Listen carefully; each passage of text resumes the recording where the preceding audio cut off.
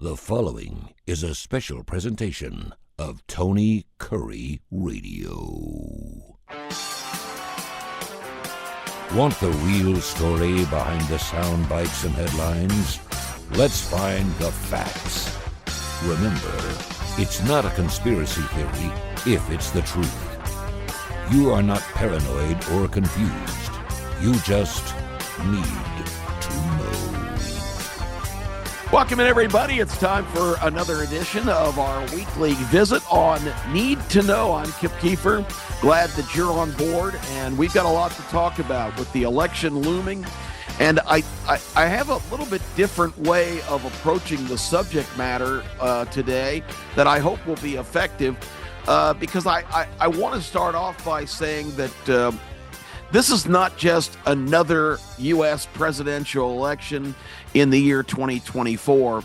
This, to me, is probably, and they say at every election, so I don't want to get into that bucket of saying this is the most consequential election ever. That's said every 4 years. But this time, it's not just an election between two, what I'll call largely unpopular candidates in different factions of the country.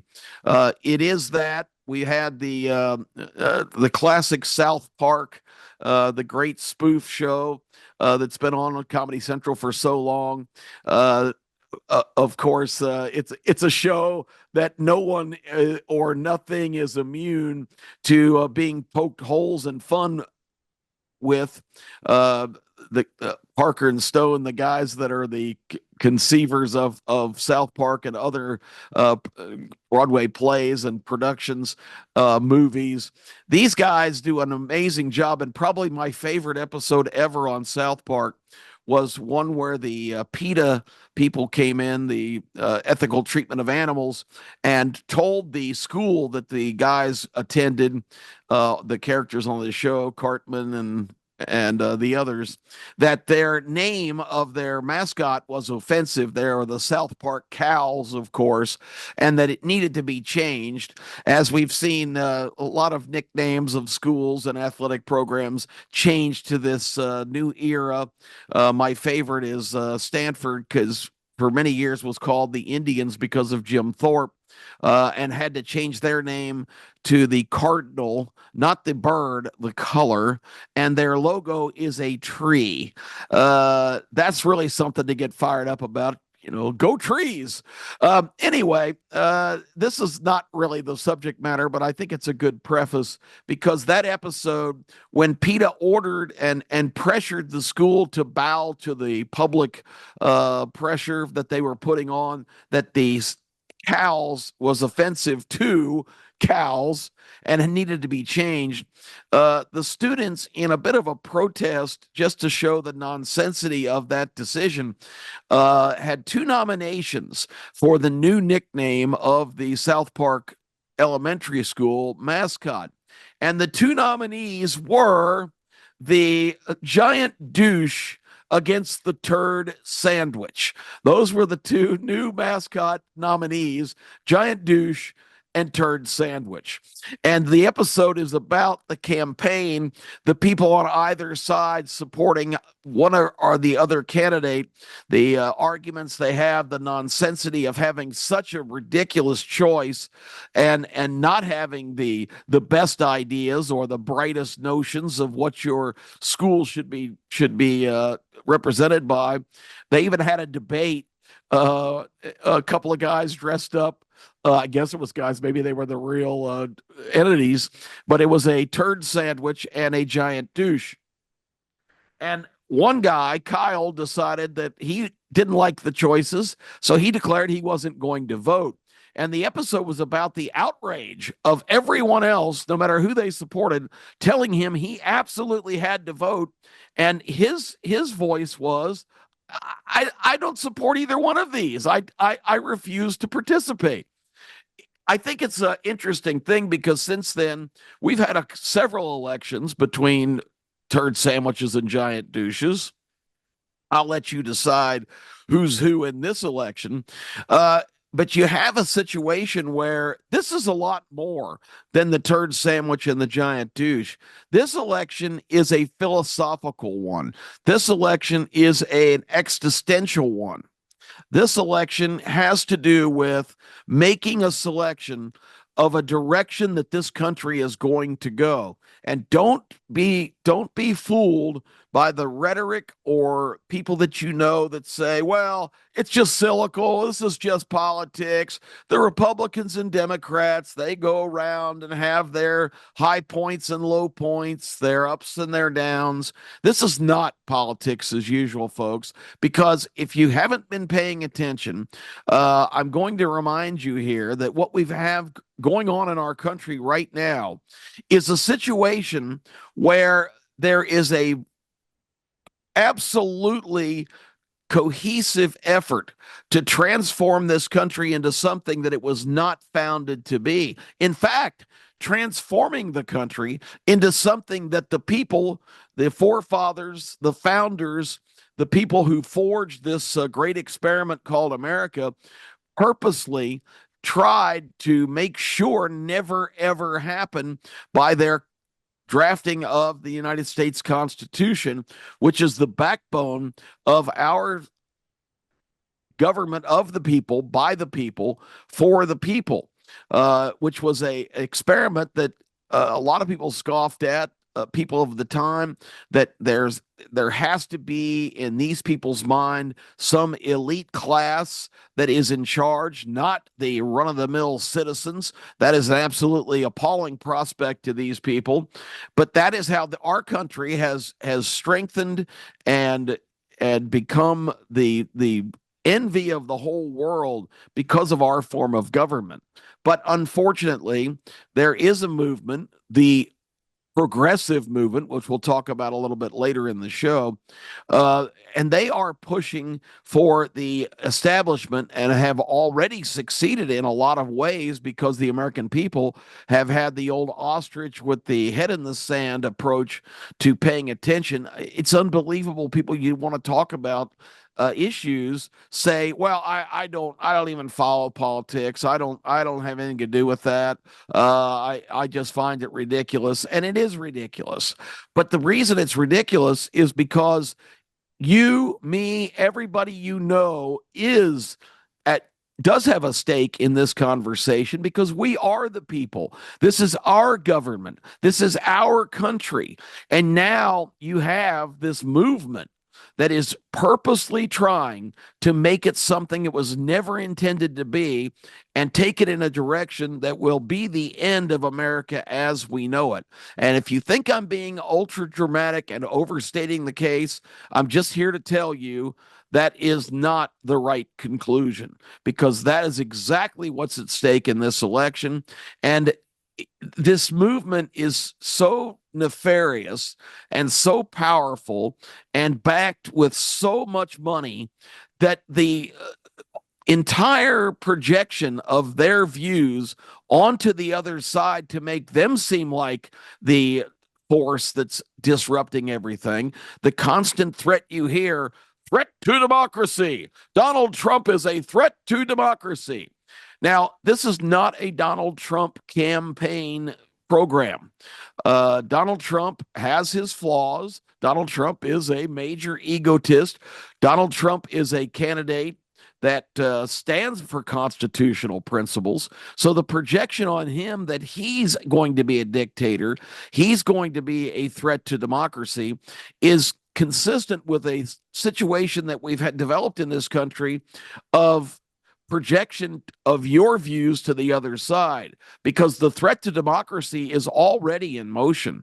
It has been in motion since the day that Joe Biden took the oath of office. It was begun when Barack Obama ascended to the presidency, a very slick, very well-spoken politician, but his underground agenda was to transform America, and he's used it in his rhetoric many times. That in his speech the night that he was proclaimed the winner of the election in 2012, Barack Obama made the rousing speech about the rising tide and the winds of change, and all of the backbone of that was the fact that it was time to take America away from the people and give it to its rightful owners, this elite class of Ivy League educated, we know much better than you, people that have been infested in the government with this kind of shadow movement in Washington for many, many years, building to this day, where this election is kind of the ultimate jumping off point, because if this election does not go the way of Donald Trump and the Republicans, the Democrat majority is going to just intensify their grip on this country, and they're going to take it in a direction that I promise you, if anybody would use some of the time that they think they're busy and think about the future, not so much for you and me, but our children and our children's children and beyond.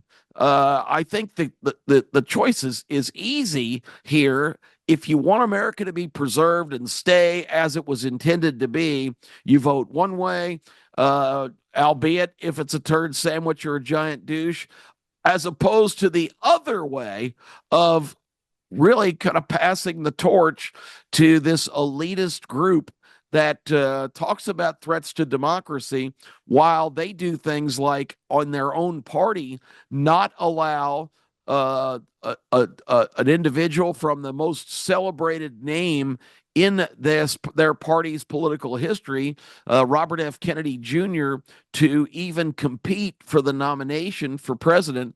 They just basically declared, no, Joe Biden's our nominee. Nobody else is eligible to get in the race. It's too bad. Take it or leave it. It's going to be Joe Biden. Now, of course, that opens the subject of what we've been talking about for 2 years here since we launched Need to Know. If you pay any attention at all and you had any kind of knowledge of what's happening in Washington, it was obvious during the election in 2020, which was under emergency procedures due to COVID. There were such liberties taken and so many outrageous turns made because Americans weren't squarely focused on what was happening. And that's interesting because the voter totals of people that allegedly cast ballots was dramatically higher than it ever had been before. So this country, in the throes of a pandemic, which we could spend hours. I could do a 15-hour marathon on the quote pandemic and how conveniently timed it was and how its origins and where it came from, not a coincidence, but we don't need to harp on that. It's yesterday's news. But the bottom line is it was basically a Hail Mary by the people trying to preserve this movement, because Donald Trump's election in 2016 really threw them for a loop. And I said earlier, I misspoke. The first Obama election, of course, was in 2008. 2012, he doubled down with another term. But Trump elected in 2016 completely threw them for a loop because they were well on their way. And Hillary Clinton was the perfect closer. It was like a big sales job. She was the perfect high-pressure salesman to come in and seal the deal if she had had 4 years in Washington, because she was squarely on board with everything that was happening in this progressive, let's call it what it is, Marxist movement to again, take power from the citizens and transform it to a handful of elites who know better than you how to run your life. You don't have the knowledge or responsibility or education or perspective to make your own decisions. We need people like Kamala Harris, which is laughable to start with, because I don't think it would take very long to count to the total number of her IQ. But the point of the matter is, Kamala Harris is the candidate, but she's not who's running for office here. She's running to be a placeholder, just like Joe Biden was a placeholder. And the powers behind the scenes, principally the Barack Obama group, who managed to ascend to 2 terms in the White House, now are not eligible. Obama himself admitted in an interview 4 or 5 years ago that he thinks his ideal role would be to basically be in charge, like the Wizard of Oz, behind the curtain with his levers and pulleys and buttons that he can manipulate events and not be in the public light.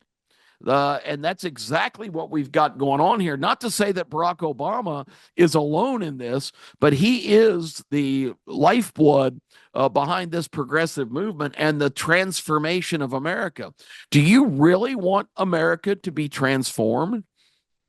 Do you want this to be a country that our founders purposely planned to it never being a country with a massive, all-powerful central government that tells you where you can live, what you can drive, what kind of appliances you can have in your house, what your occupational options are, has you on a bit of an assistance situation if necessary to give you just the minimum you need to survive, not to be able to live any kind of satisfying life, but just to exist.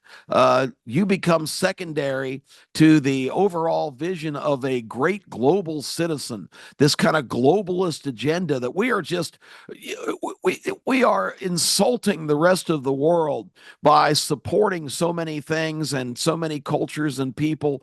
The United States is an embarrassment. Remember when Obama was elected, he went on the world apology tour for America. Once again, this is my government. It's your government. It's the people's government. I did not sanction Barack Obama representing my country, trotting around the world telling people America is it has acted badly and intervened where they don't belong. It's a good damn thing we've intervened where we don't belong, because let's look at Europe now, twice in the previous century, on the verge of total collapse and anarchy and a situation in 2 world wars where they were literally against the ropes, about to be knocked out. And the United States both times rallied to the cause, sent our most precious asset, our young people, over to another continent to fight a war that we needed to fight because the nefarious forces that were just about to prevail were not going to stop there. It ultimately was going to come to our shores and become our war. But at that time, especially France, which was completely on the verge of total annihilation twice in the around 1917, 18, and again in the 1940s, and America came to the rescue both times. So we apologize, everybody, for sending tens of thousands, hundreds of thousands of Americans to lose their lives to liberate an entire continent and keep a huge segment of people free. But now it's time to transform and become a global citizen. And the global citizenship involves partnerships with evil empires. I'll just go ahead and call them that. Russia, China, Iran, North Korea. There's a lot of bad actors there. So to get in lockstep and join hands and sing Kumbaya with these regimes that have no interest in partnering with America, they just need to get America the hell out of the way. America is an impediment to their worldview. America has been the stabilizing rock that has kept this universe, this country, this continents, this earth in a situation of stability. America has been the shining city on the hill, and that's another subject that we're going to talk about. But the whole concept of American exceptionalism is resented by these elitists who don't understand the concept for a couple of reasons. One of those reasons is because the American exceptionalism is not a braggadocious statement.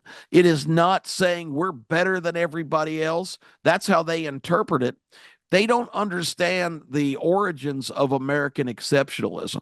American exceptionalism was actually adopted by people coming over, fleeing these oppressive societies and monarchies in the 16 and 1700s to try to establish this audacious experiment called America. They had a vision for a land where they could live, work, worship, and raise their families in a free society that was not under the bondage of uh, these giant all-knowing in Europe, even more ridiculous than even the progressive movement. These monarchical situations where the title of the grand ruler of all these lands for so many centuries was just the next person in line in a particular family, even if that person was an absolute zero or had no intellect and no ability or had nefarious purposes. That was the succession. These people fled that to establish a land where the people made decisions. It had been tried before in ancient Greece and ancient Roman society. Both times it had collapsed under the weight of eventually the power being seized away from people in representative government. And these people were determined, our founders were determined to prove that this experiment could work. So American intervention around the world does not need to be apologized for. It has really kept things as stable as possible through several centuries of tumult. And now these people that are trying to basically hijack your country, and that's a strong term, but that's exactly what they're trying to do. And most of them are pretty out front about it. Obama said the transfer that in recent remarks on the campaign trail for Kamala Harris, he said, this is going to strike a terrible blow to the transformation of America if Donald Trump regains the White House. Donald Trump, a threat to democracy. Well, I started to mention the threats to democracy when you don't even let candidates run for the nomination in your own party, and your nominee is not functioning from a mental standpoint. He is strictly a teleprompter president. Everything he releases in terms of statements or policies are not coming from him. It's coming from the people pulling the strings behind the scenes, the inner circle of the Obama administration. Most of the cabinet and influential people that are calling the shots in the Biden administration are former Obama appointees. I've invented a new word, a Mayorkas. A Mayorkas is a mess that's so bad and so hard to clean up that it's virtually impossible. And the mess comes from not only ineptitude and ignorance and indifference, but also from an evil intent to really screw things up on purpose. And our Secretary of Homeland Security, Alejandro Mayorkas, has done a masterful job of creating the ultimate Mayorkas.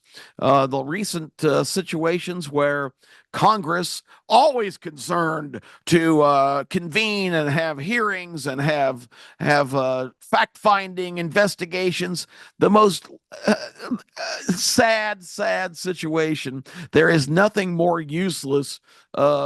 Remember the trend back in the old days of when people were giving each other pet rocks?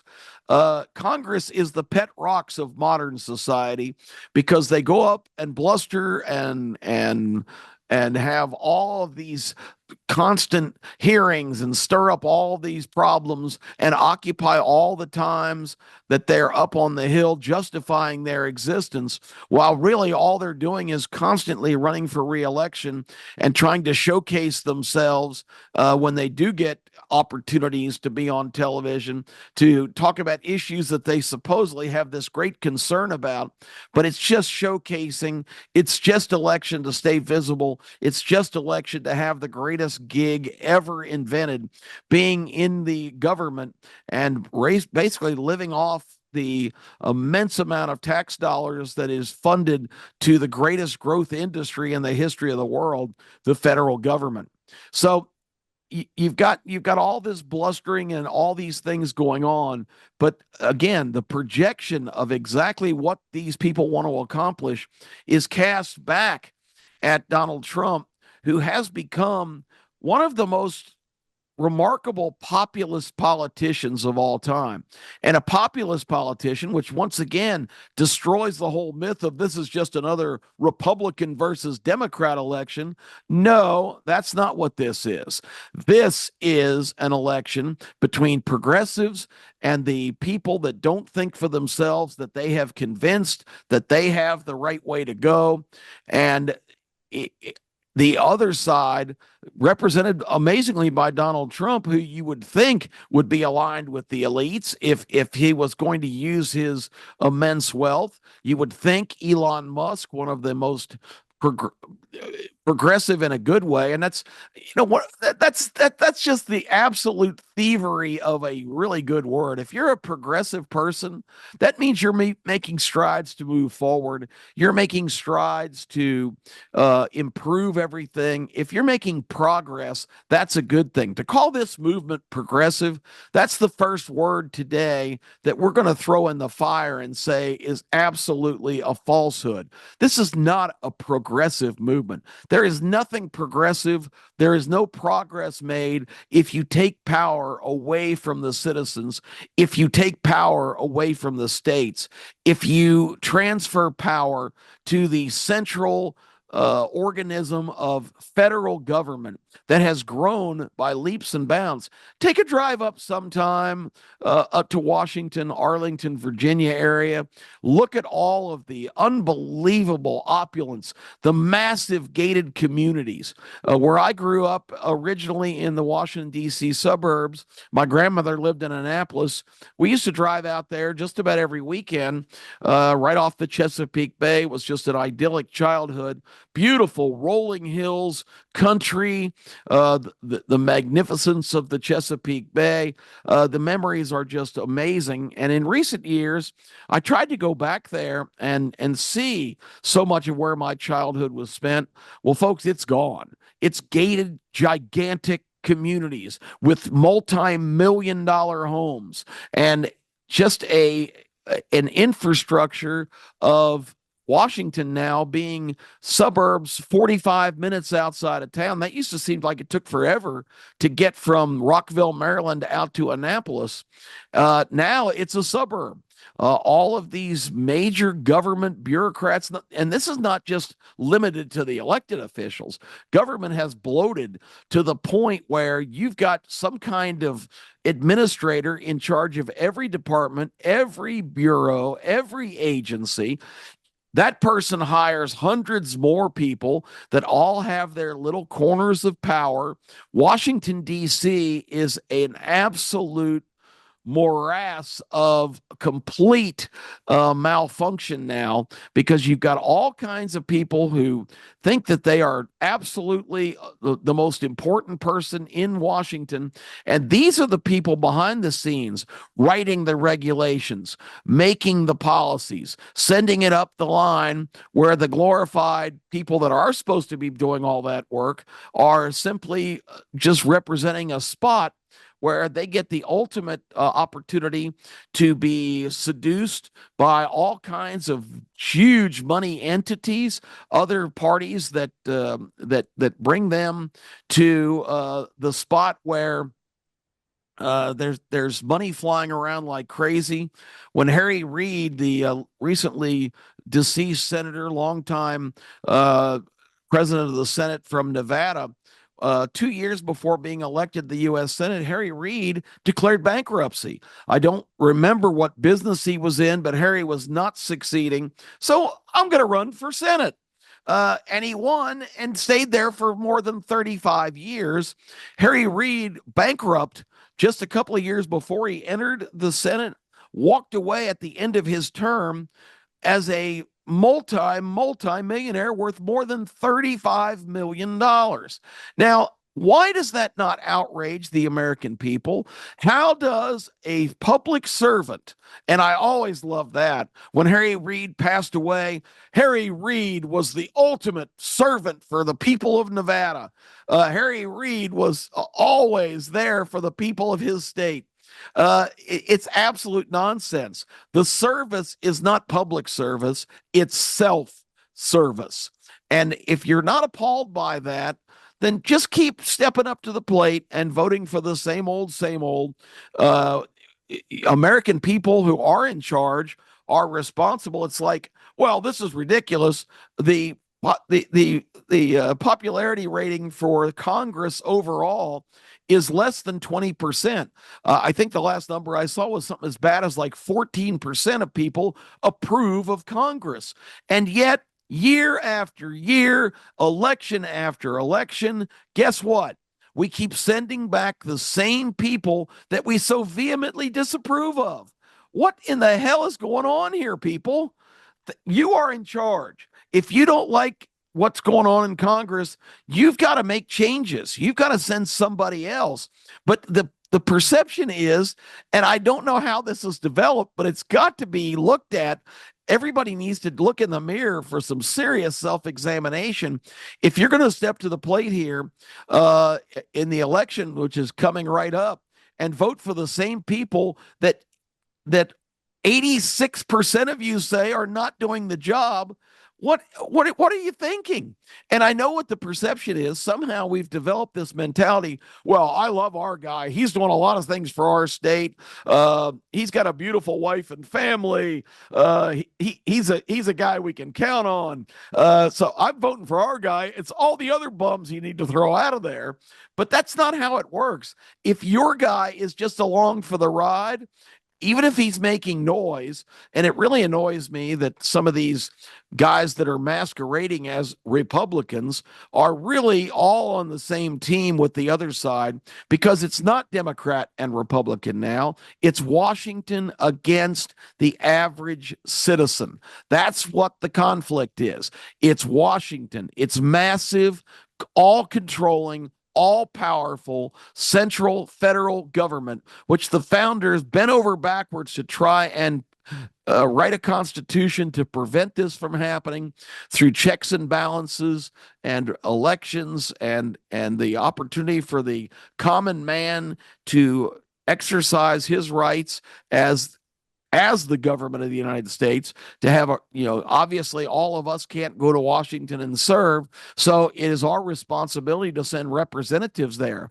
Even if you think your guy is awesome and deserves another term, if you're one of the 86% that says Congress is malfunctioned, is not working, you need to have the courage and the intestinal fortitude to vote your guy out and give somebody else a chance. Maybe you can send somebody up there that's going to say, this is all BS.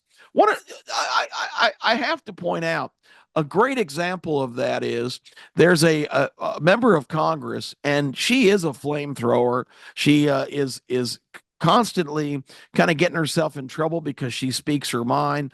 Marjorie Taylor Greene from Georgia, who is stamped by so many people as some kind of rabble-rousing, I'm trying to think of the right word, tyrant who is up in the Washington mix, stirring up trouble and dissension. Marjorie Taylor Greene is somebody who watched what was going on and has gone to Washington with the intent of shaking things up. I saw an extraordinary Marjorie Taylor Greene presentation at a campaign event back for failed Senate candidate Herschel Walker. But she was talking about experiences in Washington when she first got there, and talking about McCarthy, who ended up becoming the Speaker of the House. He was the minority leader of the House. And Marjorie tells the story of a bill that came that had basically 100% bipartisan support. The bill was about 16 or 17 pages. Really, what it was trying to create was some kind of federal children's museum in Washington that celebrated America and its history, et cetera, et cetera. I mean, who could be opposed to that? And it was supposed to be a quick right through Congress, right to the Senate, right to the president's desk. Boom, boom, boom. It's now a law. Let's build the museum. Marjorie Taylor Greene says, I did something that I don't think any of my colleagues do.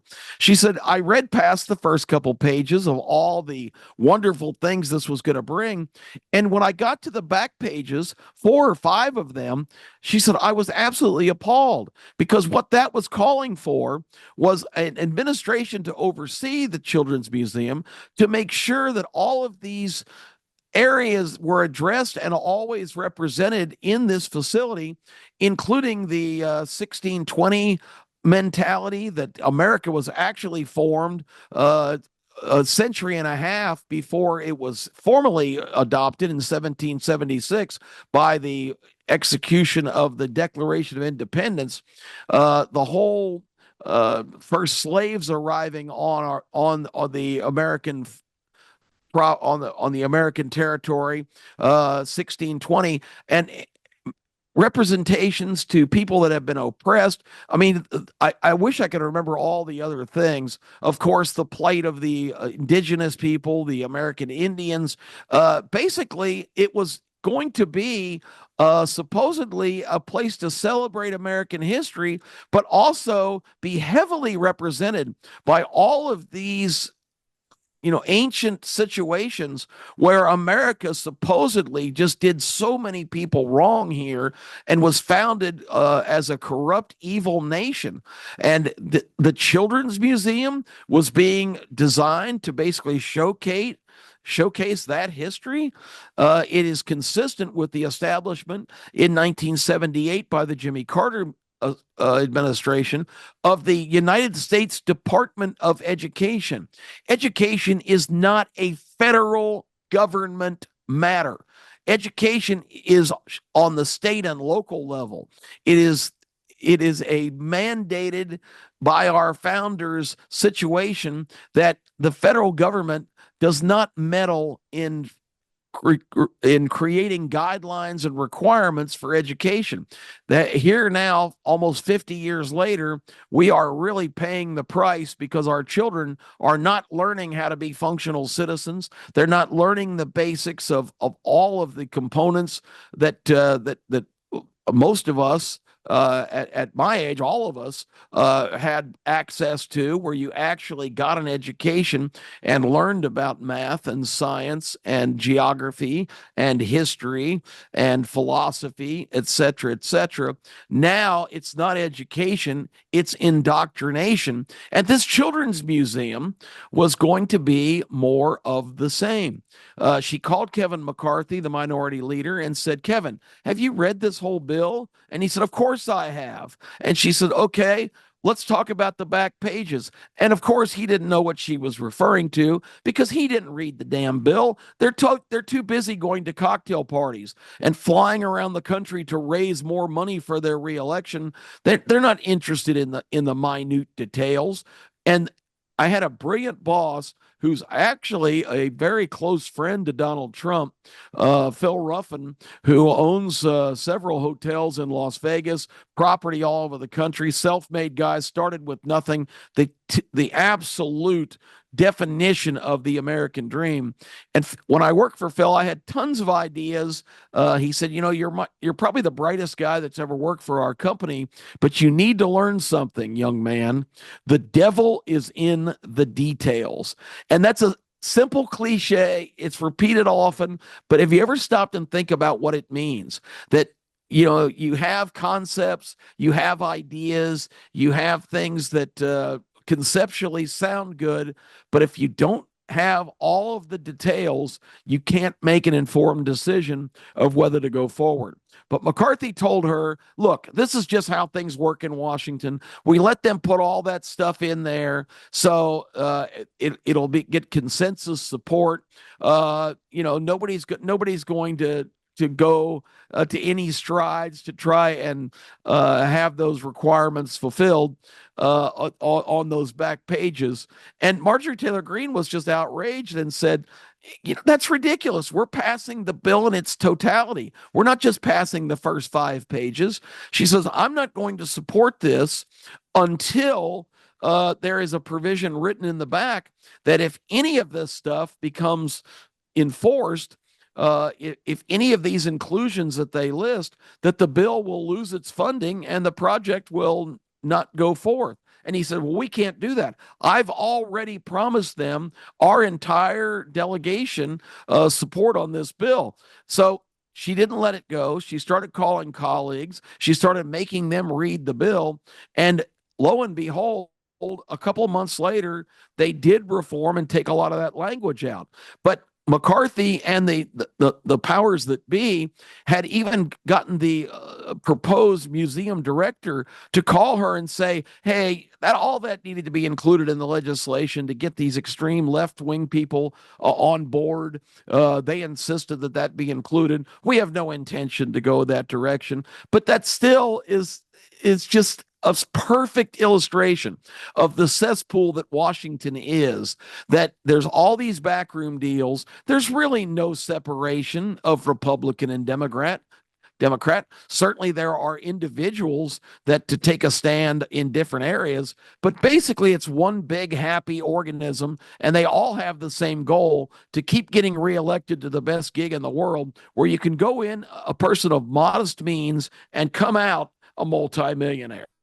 So, with all that being said, just to show you what scary direction we're going in this country, and I have so much more to talk about, but we only have a limited amount of time, of course, on each edition of Need to Know. But I want to tell you a quick story of an experience I had just a couple of weeks ago. I had gone to Indianapolis. One of my best friends of over 5 decades, his daughter was getting married in Indianapolis to a really outstanding young man whose family was just like the bride's family. A wedding is such a happy celebration because it's not just the bonding of two peoples, it's the affiliation of families and traditions. And, I was privileged to make some remarks at the reception. And I said, this is not just a wedding celebration, this is a celebration of life. And in that time on that trip, the headquarter hotel is in downtown Indianapolis. I'm going to name it because it's the premier brand of the Hilton chain, the Conrad, which is named after the founder of Hilton Hotels, Conrad Hilton, who first innovated the entire hotel business. Another guy who lived the American dream, took a pittance of money that he had, invested it into his first lodging property, and completely transformed that whole industry from what basically was were dirty boarding houses into luxury places. They were the first buildings in the country to have central air conditioning. Conrad Hilton was a brilliant man.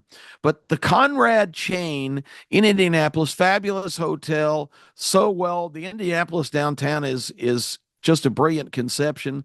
It's an amazing place.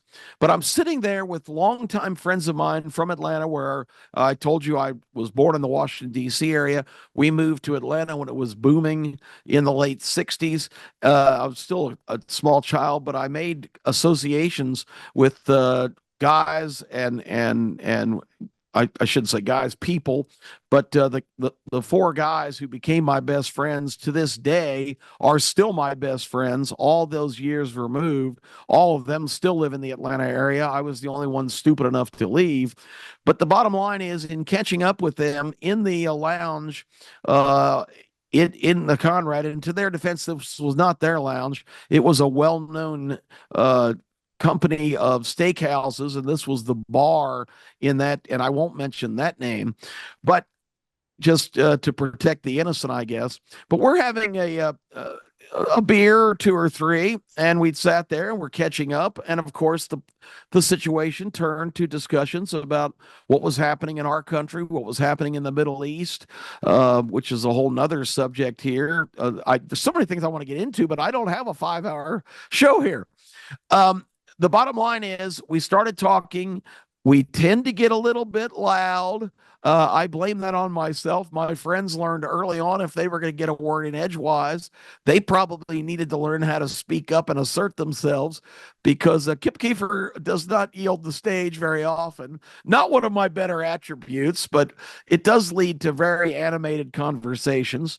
And we were talking about the nonsensity of this administration having the absolute gall to tell people in the Middle East, principally Israel, who has been a lockstep uh, affiliate with the United States since their formation in 1948, to give Israel directives from this administration to let's approach a diplomatic solution to this problem. Let me remind you what this problem was. On October 7th, 2023, a major commando force of Hamas killers descended on southern Israel, just bedroom communities, neighborhoods, a music festival, and they arbitrarily slaughtered. They slaughtered, just brutally killed average women, men, children, old people. Little girls and women were savagely raped, and if not killed, left in just an utter state of disarray. I mean, it was the most abominable thing since the early part of world history, where these barbarians would go into areas and what would be called sack civilizations with this kind of brutal behavior. The result between 1250 and 1350, I don't have the exact number, Israelis murdered.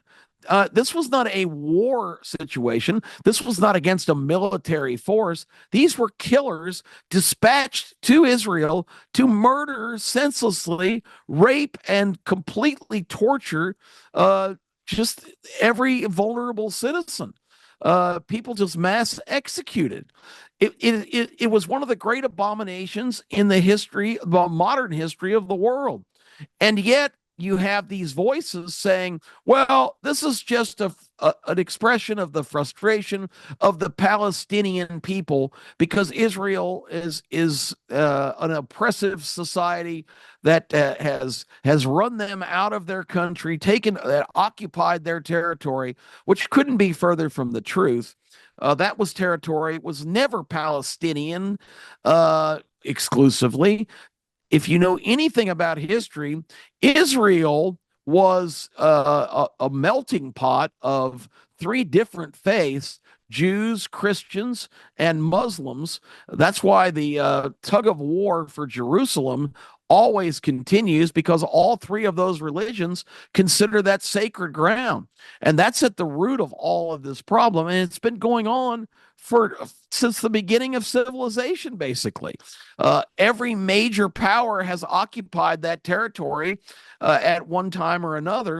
And in 1948, after World War II, so many displaced Jews in Europe after the Holocaust,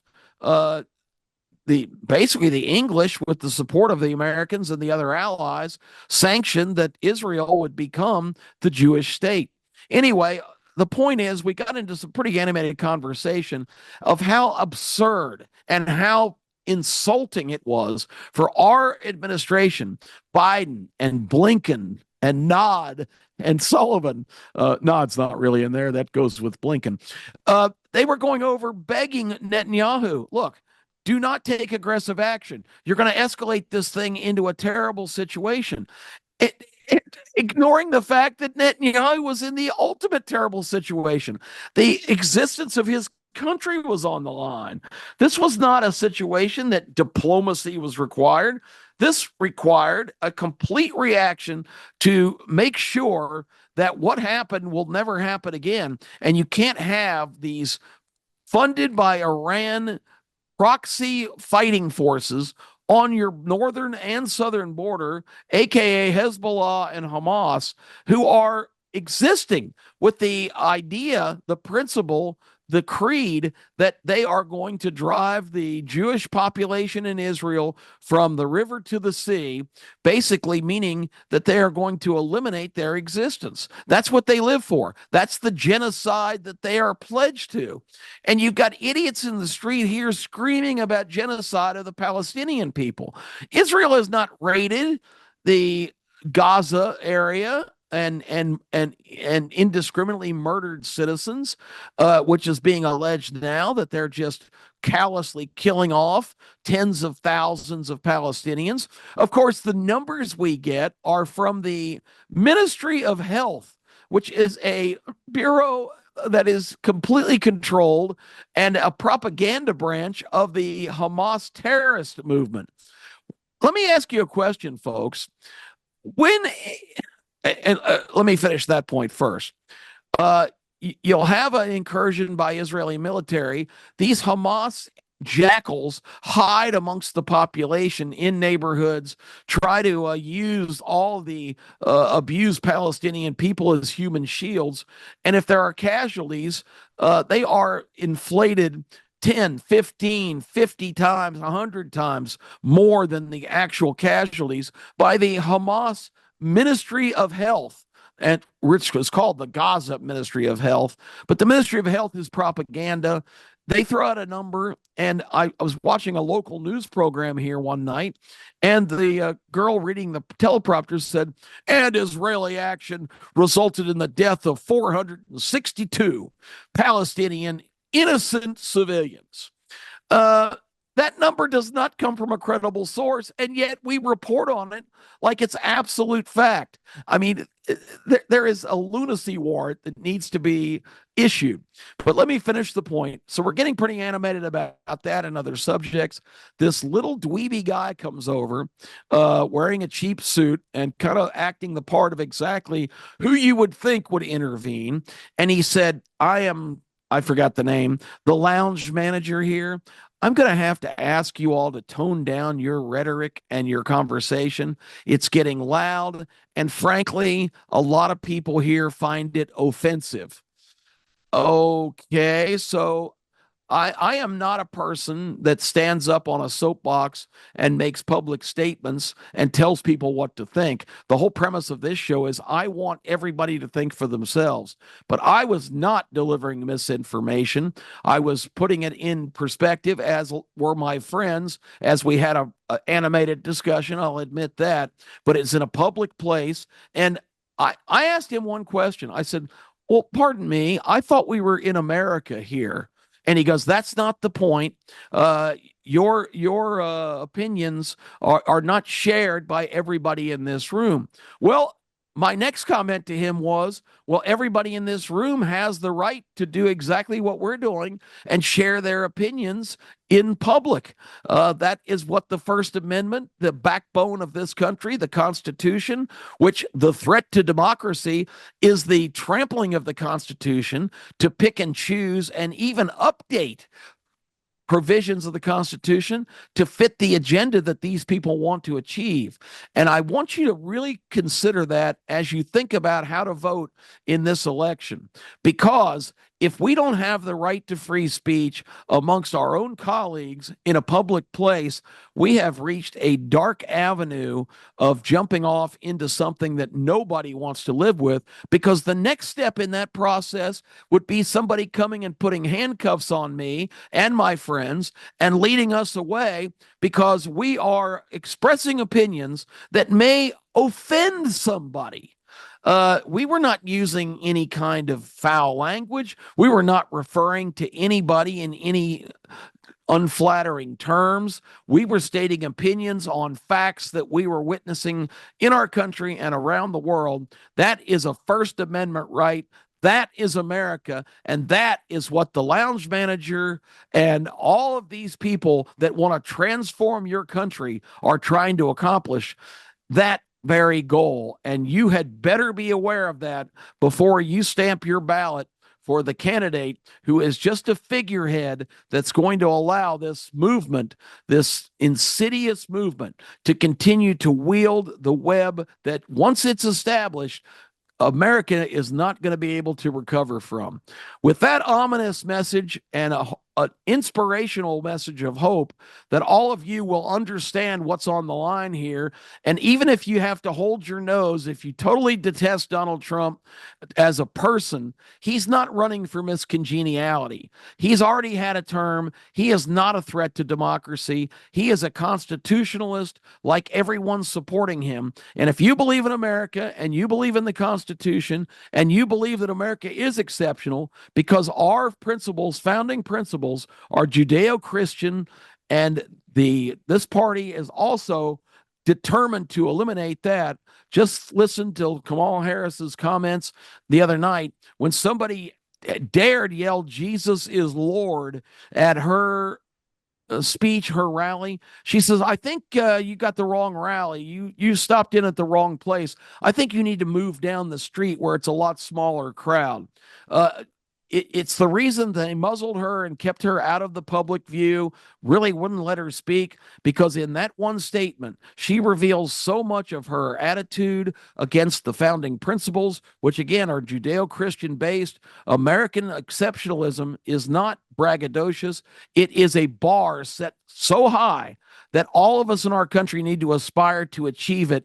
America needs to be the shining city on the hill. It needs to be exceptional for the world to be stable, peaceful, safe, and secure for me, for you, for our children, and for all of our future grandchildren and their children. Thanks for listening to Need to Know. Back next week with more. Hope everybody has a great week. And think about what I said here. Again, I'm not telling you what to think or how to think. I'm telling you, think for yourself and make your rightful conclusion. Thank you, everybody. Kip Kiefer signing off here on Need to Know.